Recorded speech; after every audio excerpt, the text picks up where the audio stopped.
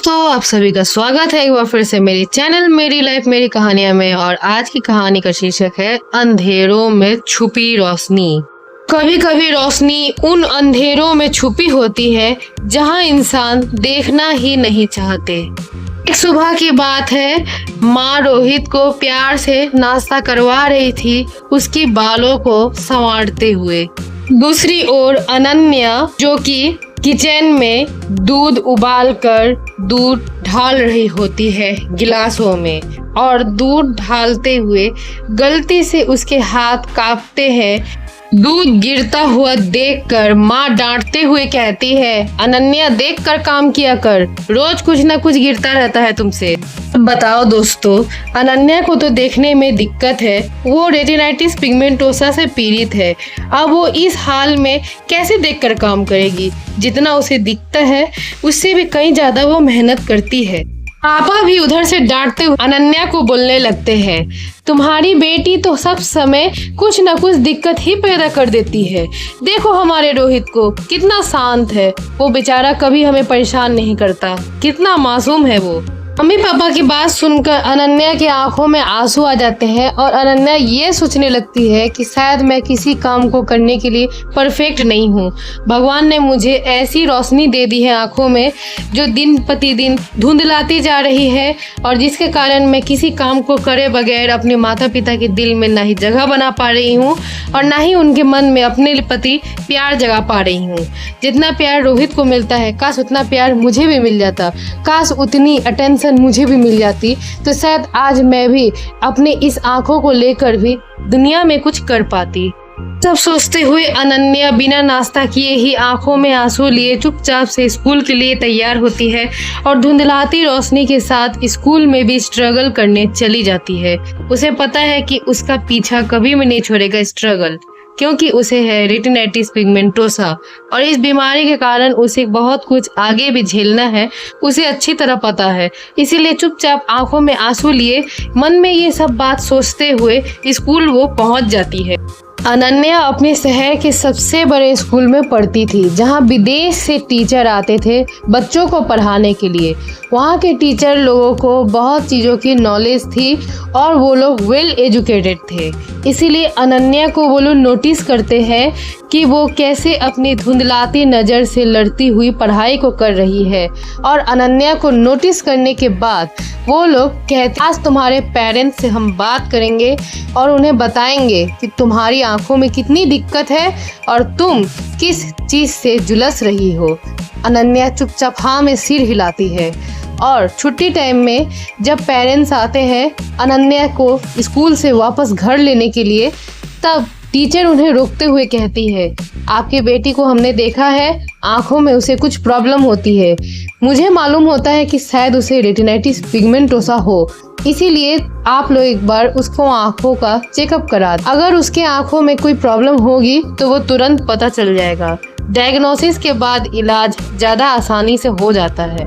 और माता पिता ये सब बात सुनने के बाद कहते हैं, हम डॉक्टरों का चक्कर नहीं लगाना चाहते। पहले ही रोहित के थेरेपी में इतना पैसा खर्च होता है, आपको पता नहीं है, रोहित हमारा ऑटिज्म बच्चा है। ऑटिस्टिक होने के कारण उसके थेरेपी, उसकी दवाइयाँ और उसके प्रॉपर ट्रीटमेंट में हम लोग पहले ही बहुत पैसे खर्च कर चुके हैं और खर्च होते हैं। फिर अब इसके भी आंखों के डॉक्टर, इसके नखरे हम नहीं उठा सकते हैं। इसे नहीं दिखाई देता है तो नहीं दिखाई दे, ये अंधी भी हो जाए तो हमें कोई फर्क नहीं पड़ता। माता पिता को टीचर फिर से समझाते हुए कहती है, mister and Mrs Sharma ji, आप लोगों को अपनी बच्ची को तुरंत आंखों के डॉक्टर के पास ले जाना चाहिए, क्योंकि उसकी घटती रोशनी उसके जीवन में खलल डाल रही है। उसके ये बात सुनने के बाद टीचर को फिर से माता पिता जवाब देते हुए कहते हैं कि मैम, अभी हम लोग उसे कोई डॉक्टर के पास नहीं ले जा सकते हैं, क्योंकि हमें अभी रोहित की थेरेपी को कंप्लीट करवाना बहुत ज़रूरी है। रोहित की थेरेपी ही हमारा सब कुछ है, क्योंकि रोहित हमारे लिए सब कुछ है। अनन्या उस दिन के बाद अपने माता पिता से ज़्यादा बातचीत नहीं किया करती थी। अनन्या बहुत ही ज़्यादा परेशान रहती थी। उसे बहुत ज़्यादा ही दुख होता था अपने माता पिता की इन व्यवहार के कारण। इसीलिए एक दिन वो रात को हल्की रोशनी में अपने भाई को कविता पढ़ के सुनाती है और फिर कहती है, भाई काश कि तुम मेरे दुख को समझ पाते। आज तुम्हें ऑटिज्म नहीं होता तो मैं तुमसे हर वो बात शेयर करती जो कि मुझे करना चाहिए, पर फिर भी तुम्हारी प्रॉब्लम होने के कारण भी मैं सारी बातें शेयर कर रही हूँ। मैं ये नहीं सोचती कि मेरे भाई पर क्या बीतेगा और उसे कैसा लगेगा। मुझे अपना मन हल्का करना है और मैं कभी भी भेदभाव की नज़र से किसी भी लोगों को नहीं देखती हूँ। भाई, क्या सिर्फ नहीं दिखाई देना सबसे बड़ा ज़िंदगी का गुनाह होता है? क्या आज मुझे ठीक से नहीं दिखता इसलिए मेरे मम्मी पापा मुझसे प्यार नहीं करते? उन्हें हमेशा मैं ही नज़र आती हूँ। जब भी कोई घर में गलती हो जाती तो उन्हें एक बार मेरी भी तो तकलीफ़ें समझनी चाहिए ना। मुझसे दूध इसलिए गिर गया था क्योंकि मुझे देखने में कठिनाई होती है। मुझे कप का सिरा ही नहीं दिखता है जब मैं दूध ढाल रही होती हूँ। दूध बहकर किधर जा रहा है वो भी मुझे देखने में बहुत दिक्कत होती है। बोलो भाई, मैं जानबूझकर थोड़ी कुछ करूँगी। मैं जानबूझकर थोड़ी अपने माता पिता का नुकसान कराना चाहूँगी। अगर मुझसे कुछ हुआ है तो वो मेरी दिक्कत, मेरी बीमारी के कारण हुआ है। मैं जानबूझकर ऐसा कुछ भी नहीं करना चाहती हूँ। मुझे खुद भी समझ है कि अपने माता पिता का मुझे कैसे ध्यान रखना है, घर का कैसे ध्यान रखना है, और आजकल के सामान कितनी महंगी होती जा रही है। मुझे हर चीज़ का एहसास है, लेकिन क्या करूँ, मैं सिर्फ अपनी आँख के कारण हार जाती हूँ। आई चुपचाप से हाथ पकड़ लेता है अनन्या दीदी का और भाई चुपचाप से रहता है, ये सोचकर कि अपना दीदी को वो चुप कराएगा। दीदी की आंखों में आंसू थे। दीदी का आंसू बहकर उसके चेहरे पर आ गिरा। तब भाई ने दीदी के आंसू पोंछे।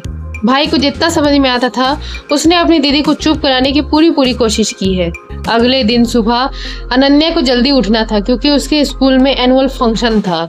अनन्या जल्दी से उठती है, तैयार होती है और अपने माता पिता से बिना कुछ कहे ही फंक्शन के लिए निकल जाती है। फंक्शन में माता पिता को भी बुलाया जाता है टीचरों तरफ से। माता पिता देखते हैं तो वहाँ पर कहानी सुनाने का कंपटीशन चल रहा होता है। जब अनन्या की बारी आती है तो माता पिता चुपचाप से बैठकर देख रहे होते हैं। माता पिता को तब पता चलता है कि अनन्या कितनी अच्छे से अपनी स्टोरी सुनाती है। उसकी कहानी बिल्कुल दिल को छू लेने वाली थी। वो बहुत खुश होते हैं और उनके आंखों में आंसू आ जाते हैं ये बात को देखकर कि अनन्या फर्स्ट आ चुकी है। उसे retinitis pigmentosa story teller award मिल चुका है और वो काफ़ी ज़्यादा खुश रहती है, लेकिन मन ही मन सोचती है कि मेरे मम्मी पापा पता नहीं मुझे देख रहे हैं कि नहीं, क्योंकि अनन्या को चेहरे देखने में भी काफ़ी कठिनाई होती है। इसीलिए उसे पता भी नहीं था कि उसके मम्मी पापा आकर ऑडियंस सीट पर बैठकर उसे देख रहे हैं। और माता पिता को आखिर में जाकर एहसास होता है, हमें तो सिर्फ रोहित दिखा, हमने कभी अनन्या पर ध्यान ही नहीं दिया। हमने उसे रोशनी में रखना चाहिए था क्योंकि उसे भगवान ने अंधकारमय जीवन दिया है, लेकिन हमने उसे खुद अंधकार में ढकेल दिया। वो तो चाहती थी हमसे रोशनी, लेकिन हमने उसे अंधकार से कभी बाहर नहीं निकाला। अनन्या ही तो रोशनी है इस घर की, लेकिन हमने उसे अंधेरे में छोड़ दिया। हमने उसकी आंखों की चेकअप नहीं करवाई, जो हमने सबसे बड़ा गलती की है। और हमने कभी उसकी आंखों पर, उसकी तकलीफ़ों पर गौर ही नहीं किया, जो कि हमें बहुत पहले ही कर लेना चाहिए था। अब हमें जल्द से जल्द उस पर अच्छे से ध्यान देकर उसकी आंखों को सही करवाना है, ताकि वो भी बेचारी दुनिया देख सके और हमें भी देख सके, अपने भाई को भी देख सके। मैं उसका बहुत ध्यान रखना होगा। अभी भी वक्त है, उसे खोने से पहले उसे समझ ले हम। तब होने के बाद अनन्या स्कूल से घर वापस आती है। शाम का समय रहता है। सभी लोग ड्राइंग रूम में इकट्ठे हुए बैठे रहते हैं, जहां माँ जल्दी से अनन्या को कपड़े चेंज करके फ्रेश होकर आकर बैठने को कहती है, क्योंकि वो अनन्या के लिए पहले खाना लगाएगी, क्योंकि आज माँ को अनन्या का कदर हुआ है। जैसे ही अनन्या फ्रेश होकर आती है, माँ उसे खाना लगा परोसते हुए कहती है, लो बेटा, तुम बहुत थक गई होगी ना, कुछ खा लो। और हमें तुम्हारी कहानी सुनकर बहुत अच्छा लगा, तुम्हारी कहानी जैसे दिल को बहुत गहराई से छू रही होती है। मुझे बहुत अच्छी लगी तुम्हारी कहानी। मुझे उम्मीद नहीं था कि तुम इतना बढ़िया कहानी सुना सकती हो। तभी प्यार से रोहित अनन्या दीदी के हाथ छूते हुए उसे प्यार करता है। कभी कभी सबसे बड़ी रोशनी उन आँखों में होती है जो अब धीरे धीरे अंधा हो रही होती है। उन दिलों में जो हमेशा सबको देखते हैं बिना शिकायत के। इस कहानी से हमें ये सीख मिलती है कि बच्चे में चाहे कोई भी त्रुटि हो, चाहे उसे ऑटिज्म हो या रेटिनाइटिस पिगमेंटोसा, हमें कभी भी बच्चों के साथ भेदभाव नहीं करने चाहिए। हर बच्चा प्यार, केयर, उम्मीद और अपने माँ बाप का सहारा डिजर्व करता है। हमें हर बच्चे की तकलीफ को समझनी चाहिए और हर बच्चे को उतना ही प्यार देना चाहिए जितना वो प्यार हासिल करना चाहते हो, और साथ ही साथ जितना वो प्यार उनका हक है। धन्यवाद। Bye bye.